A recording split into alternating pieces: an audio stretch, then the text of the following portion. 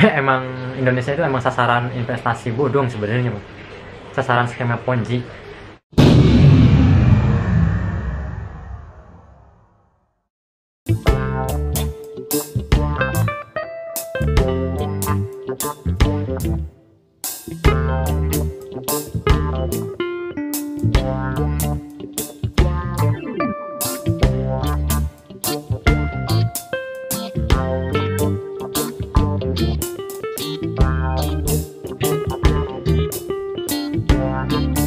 Halo, assalamualaikum warahmatullahi wabarakatuh. Kembali lagi dengan saya Wadi Wahab. Pada video kali ini saya akan membahas tentang YouTube. Tapi sebelum lanjut nonton video ini, silahkan subscribe dulu dan aktifkan lonceng notifikasinya agar teman-teman tidak ketinggalan update informasi terbaru lainnya dari channel ini. Nah, bicara soal YouTube, agak membingungkan juga ya, karena informasi-informasi yang beredar saat ini juga membingungkan. Kita disuguhi dengan harapan-harapan yang katanya YouTube akan launching lagi, tapi kenyataannya enggak. YouTube sudah terdaftar lagi di PSE, tapi saya tanyakan lagi ke OJK, ternyata masih sifatnya masih ilegal. Jadi pada video kali ini saya akan mengatakan selamat tinggal atau goodbye YouTube. Jadi saya tidak akan main lagi YouTube atau saudara-saudaranya. Jadi mulai saat ini saya akan berhenti bermain YouTube, karena YouTube-nya juga udah nggak ada.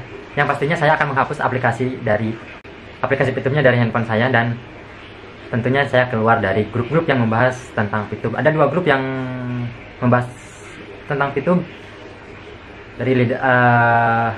dan salah satunya saya udah keluar, dan saat ini saya mau keluar lagi. Seperti itu. Oke, mungkin itu informasi yang nggak terlalu penting, tapi ada hal yang paling penting di sini.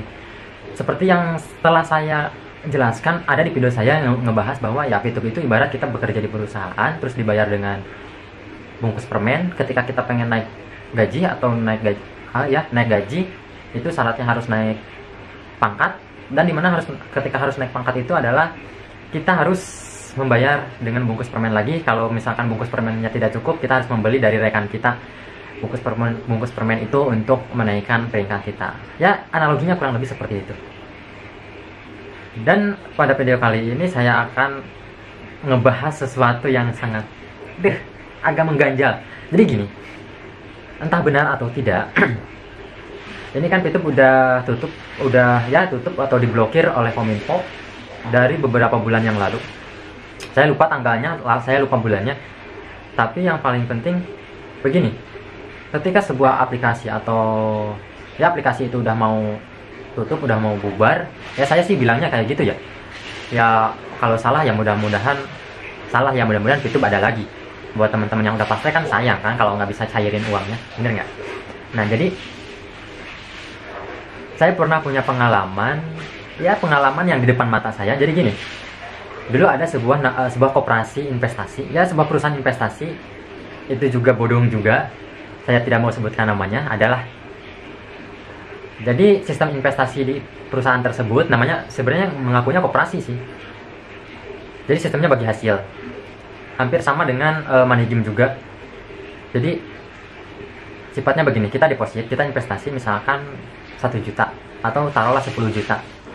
Kita akan dibagi hasil setiap bulannya itu 5% per bulan. Dan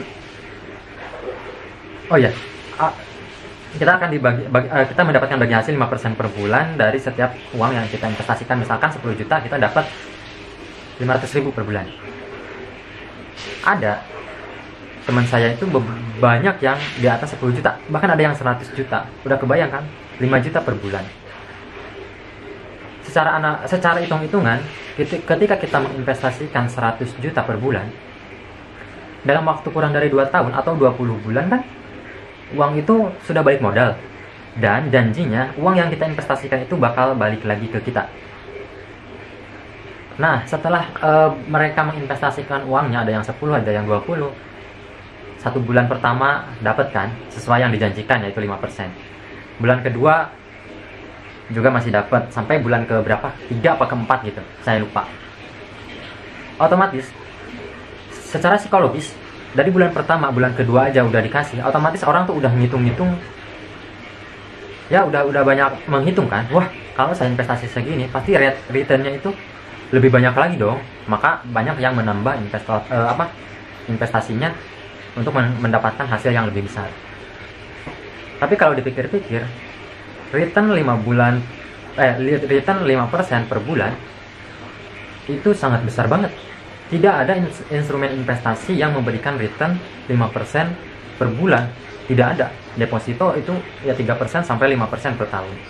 Terus reksadana juga nggak segitu. Terus apalagi tabungan berjangka, emas juga nggak segitu. Dan oh ya, saham juga nggak segitu. Bukannya nggak segitu, kalau saham bisa lebih, bahkan bisa dari 3 bulan aja bisa balik 100%. Tapi kan resikonya tinggi. Selain bisa balik 100% dalam waktu 1 bulan atau nyampe 3 bulan, tapi bisa anjlok juga dengan persentase yang sama dalam waktu yang sama juga. Seperti itu. Ada high risk, ada high return gitu. Resikonya ada, tapi pasti keuntungannya ada. Tapi kalau investasi bodong yang seperti saya sebutkan tadi, itu biasanya hanya mengiming-imingi returnnya aja, tanpa memberitahu resiko apa yang akan terjadi di ke depan nanti gitu. Yang akhirnya kan perusahaan investasi itu kena, ya dinyatakan bodong sama SWI, dan ownernya, pihak manajemennya juga kena ciduk juga oleh pihak kepolisian dan diperiksa. Dan sampai sekarang sudah dari tahun 2014-2015an, sekarang udah ya mungkin hampir 6 tahun 7 tahun udah nggak ada kabar. Uang yang diinvestasikan udah hilang, anyut, nggak tahu kemana. Nuntutnya juga kemana nggak tahu. Soalnya waktu berinvestasi, waktu lingkungan saya gitu, teman-teman saya berinvestasi itu tanpa ada hitam di atas putihnya, tanpa ada kwitansinya. Serius. Jadi hanya modal kepercayaan aja, seperti itu. Nah, ini sangat disayangkan. Yang saya yang saya khawatirkan itu modusnya itu sama. Jadi begitu si investasi bodong ini kena tangkap OJK,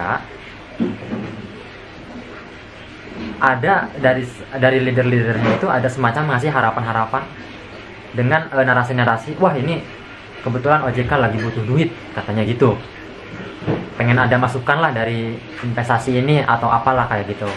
Nanti juga di persidangan kalau misalkan menang, duit bisa balik lagi gitu. Seolah-olah si duitnya itu diamankan dulu oleh OJK, tapi kalau misalkan di persidangan menang, duitnya dibalikin. Nggak gitu, sebenarnya nggak gitu. Tapi orang-orangnya itu masih aja ada yang percaya seperti itu. Oh ya udah, nunggu setahun, 2 tahun, nyampe hampir 6 tahun lah, 7 tahun lah, nyampe sekarang udah nggak ada kabar lagi. Seperti itu. Jadi kayak skemanya itu bukan skema, modusnya itu kayak ngulur-ngulur waktu dulu loh, supaya si nasabah-nasabah yang jadi korbannya itu lupa akan penipuan-penipuan ini gitu. Nah, yang saya khawatirkan di Pitum juga seperti itu. Kayak semacam sekarang itu kayak ngasih harapan-harapan, ngasih semangat, ngasih motivasi. Di grup aja sekarang isinya motivasi-motivasi. Jangan berpikir negatif. Tapi kan orang punya insting, punya prasangka, punya logika juga.